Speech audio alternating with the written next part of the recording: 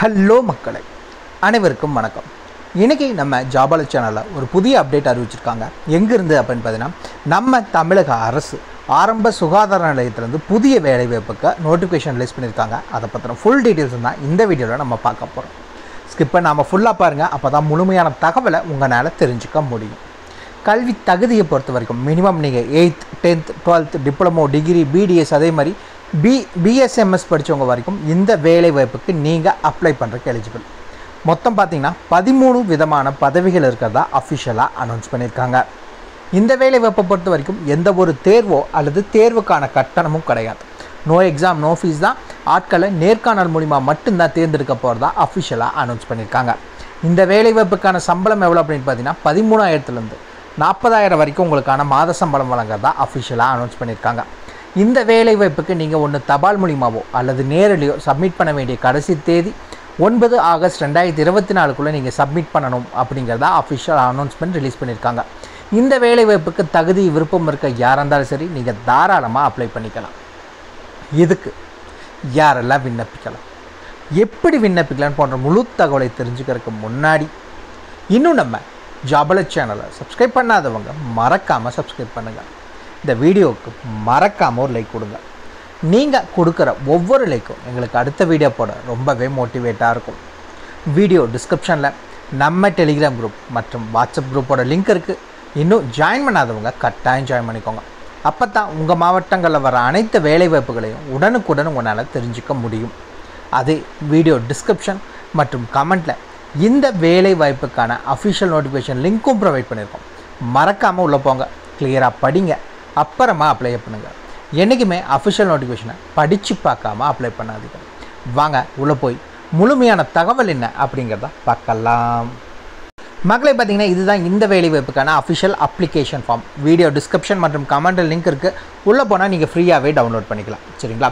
First எடுத்தோடனே விண்ணப்பதாரின் பெயர் என்ன, அப்ளிகன் நேம் என்ன அப்படிங்கிறத மென்ஷன் பண்ணுங்கள். இரண்டாவது அவங்களுடைய தகப்பனார் பெயர் என்ன அப்படிங்கிற டீட்டெயில்ஸை மென்ஷன் பண்ணிக்கோங்க.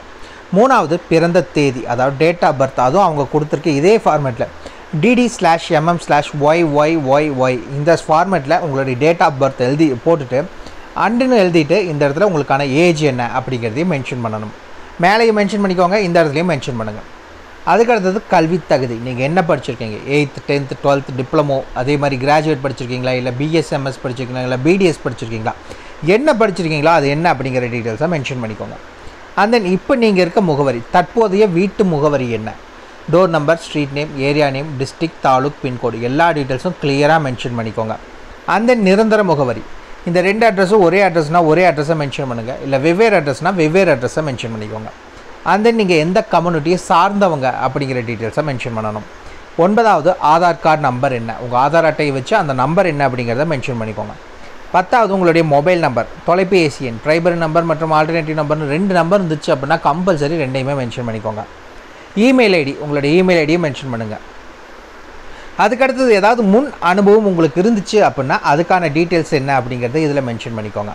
அதுக்கு அடுத்தது 13வது பார்த்தீங்கன்னா ட்ரேஸ்ஜெண்டர், திருநங்கைகள், அதே மாதிரி உடல் ஊனமுற்றோர், ஆதரவற்ற விதவிகள், கணவரால் கைவிடப்பட்டோர், இந்த மாதிரியெல்லாம் யாராவது நீங்கள் அப்ளை பண்ணுறீங்க, கவர்மெண்ட்டில் கொடுத்த ப்ரூஃப் உங்கள்கிட்ட இருக்குது அப்படின்னா கம்பல்சரி இதில் மறக்காமல் மென்ஷன் பண்ணிக்கோங்க.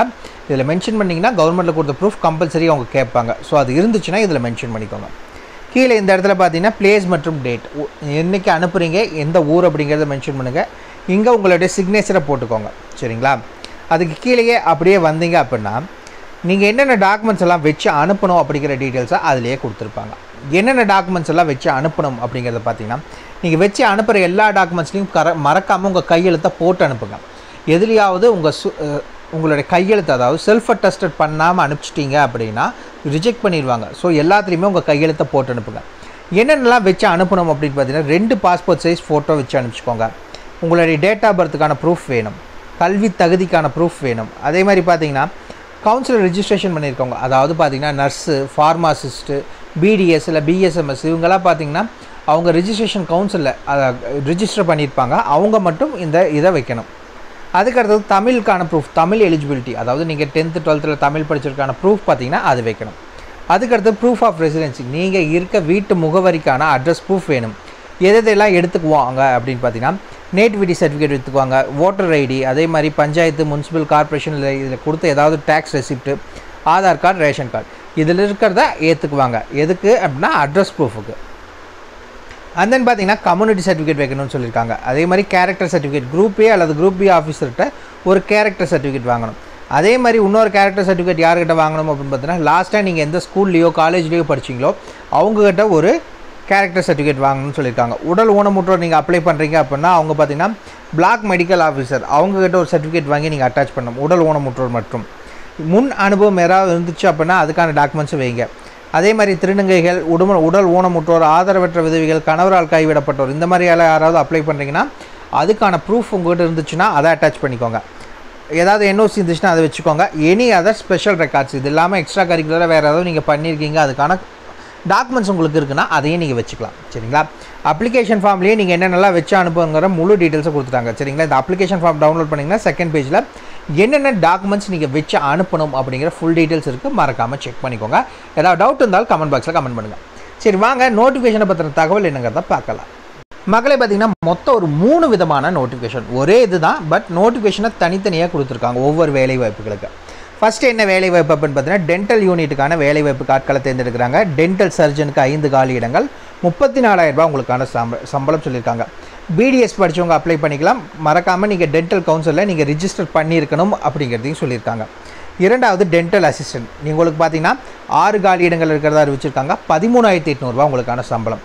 இந்த வேலைவாய்ப்புக்கு 10வது பாஸ் பண்ணியிருந்தால் மட்டும் போதும். கூடவே பார்த்தீங்கன்னா டென்டல் அசிஸ்டிங் டென்டல் ஹைஜீனிக்காக உங்களுக்கு எக்ஸ்பீரியன்ஸ் இருந்தால் போதும். இந்த வேலைவாய்ப்புக்கு நீங்கள் அப்ளை பண்ணுறக்கு எலிஜிபிள் அப்படிங்கிறத அறிவிச்சிருக்காங்க.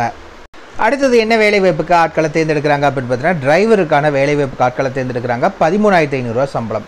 8வது பாஸ் பண்ணியிருக்கணும்னு சொல்லியிருக்காங்க. கூடவே ஹெவி மோட்டார் டிரைவிங் லைசன்ஸ் வேணும், மினிமம் 2 வருஷம் எக்ஸ்பீரியன்ஸ் வேணும் ரெலவென்ட் ஃபீல்டில் அப்படிங்கிறத அறிவிச்சிருக்காங்க. அதுக்கடுத்தது என்ன வேலைவாய்ப்புக்கு அப்படின்னு பார்த்தீங்கன்னா நர்ஸ், அதாவது எம்பிஹெச்டபிள்யூன்னு சொல்லுவாங்க ஃபீமேல், அப்படி இல்லைன்னா ஆக்சுவலி நர்ஸ், மிட்வைஃப்ஸ் இல்லை அர்பன் ஹெல்த் நர்ஸ். இந்த வேலைவாய்ப்பை பொறுத்தளவுக்கும் நீங்கள் மொத்தம் 9 காலியிடங்கள் இருக்கிறதா அறிவிச்சிருக்காங்க. 14,000 ரூபாய் சம்பளம். இதுக்கு நீங்கள் பார்த்தீங்கன்னா ஏஎன்எம் முடிச்சிருக்கணும், இல்லைன்னா multi purpose health worker female படிச்சிருக்கீங்க அப்படின்னா நீங்கள் இந்த வேலைவாய்ப்புக்கு அப்ளை பண்ணுறக்கு எலிஜிபிள் அப்படிங்கிறத அறிவிச்சிருக்காங்க. அண்ட் தென் பார்த்தீங்கன்னா ஃபார்மாசிஸ்ட்டுக்கான வேலைவாய்ப்பு உங்களுக்கு 15,000 ரூபாய் சம்பளம். 12th பாஸ் பண்ணிக்கணும். டிப்ளமோ ஃபார்மசி படிச்சிருந்தாலும் சரி, இல்லை நீங்கள் டிகிரி ஃபார்மசி படிச்சிருந்தாலும் சரி நீங்கள் அப்ளை பண்ணிக்கலாம். மறக்காமல் நீங்கள் பார்த்தீங்கன்னா ஃபார்மசி கவுன்சில், அதாவது தமிழ்நாடு ஃபார்மசி கவுன்சிலில் ரிஜிஸ்டர் பண்ணியிருக்கணும் அப்படிங்கிறத சொல்லியிருக்காங்க. அதுக்கடுத்தது என்ன அப்படின்னு பார்த்தீங்கன்னா audiologist and speech language pathologist 23,000 ரூபாய் சம்பளம் சொல்லியிருக்காங்க. கிராஜுவேட் முடிச்சிருக்கணும் audiology and speech language pathology, அப்படி இல்லைன்னா பிஎஸ்சி ஸ்பீச் அண்ட் ஹியரிங் படிச்சிருக்கீங்கன்னா அப்ளை பண்ணுறக்கு எலிஜிபிள்.